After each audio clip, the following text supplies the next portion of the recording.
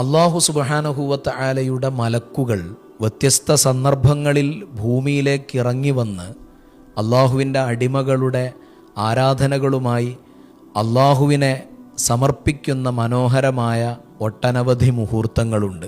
അതിലേറ്റവും സവിശേഷമായ ഒരു മുഹൂർത്തത്തെ വിശുദ്ധ ഖുർആൻ ലൈലത്തുൽ ഖദ്ർ എന്ന് വിശേഷിപ്പിച്ചുകൊണ്ട് പരിചയപ്പെടുത്തുന്നുണ്ട്. തനസ്സലുൽ മലായികത്തു വറൂഹു ഫീഹാ ബിഇദ്നി റബ്ബിഹിം മിൻ കുല്ലി അംർ. വിശുദ്ധ ഖുർആൻ പറയുന്നത് കാണാം, ലൈലത്തുൽ ഖദ്ർ എന്ന മഹത്വത്തിൻ്റെ രാവിൽ അള്ളാഹുവിൻ്റെ മലക്കുകൾ ഭൂമിയിലേക്ക് അവതരിച്ച് ആ മലക്കുകളുടെ കൂട്ടത്തിൽ അവരുടെ നേതാവായ ജിബ്രീൽ അലൈഹിസ്സലാം ഉൾപ്പെടെയുണ്ട്.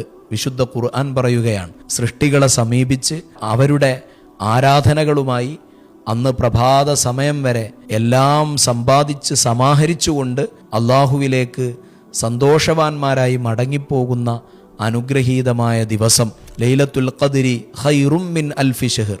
1000 മാസങ്ങൾ ആരാധനകൾ അനുഷ്ഠിക്കുന്നതിൻ്റെ പ്രതിഫലം ലഭിക്കുന്ന ഒരൊറ്റ രാത്രി, ആ രാത്രിയാണ് ലൈലത്തുൽ ഖദ്ർ. നഷ്ടപ്പെടുത്താതിരിക്കുക, ഇബാദത്തുകൾ കൊണ്ട് പ്രാർത്ഥനകൾ കൊണ്ട് സമ്പന്നമാക്കുക.